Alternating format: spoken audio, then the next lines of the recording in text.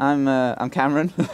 I'm a PhD student here at York St John, and yeah, I'm also a climber. Why do I enjoy climbing? I don't really know. I mean, I think it's the social side mostly.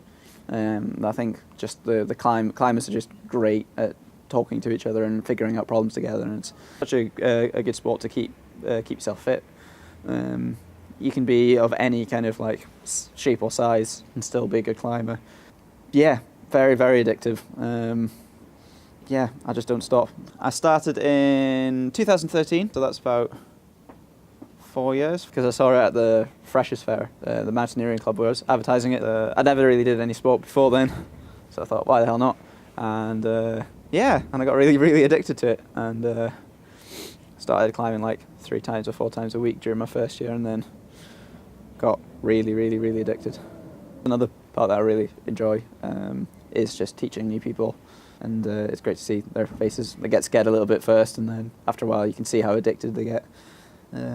It's also very funny to see how sore they are after climbing, because if you've, as it's just like so much on your forearms and your hands, your fingers, just everyone's just absolutely knackered by the first session, but they come back. So there's loads of really good places to climb around, like the York area in Yorkshire. It's gritstone, that's the type of rock. And so I normally go to places like Armscliff Crag, that's near Harrogate. There's Brimham Rocks as well. And then a bit further you've got, like just past Sheffield, you've got the whole of the Peak District, like Standage Edge and things like that.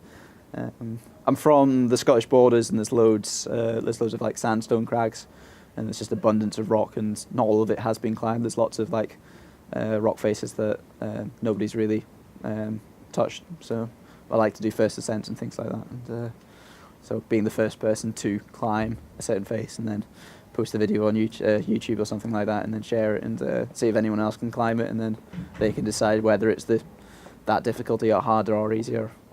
And that's the whole point of outdoor climbing, is just figuring out whether you can climb the problem itself, and then sharing your experiences of how you did it, whether you got scared on it if it's a really high thing, or if you hurt yourself if you fell off. So equipment wise, for bouldering, all you need is some shoes. When you're doing traditional climbing, that's with the rope and the gear. It's a little bit more expensive because the gear costs quite a bit of money, as it's there to keep you alive. and then you get the mad people that do the soloing, and that's without the ropes, and seem to be dabbling a little bit in that.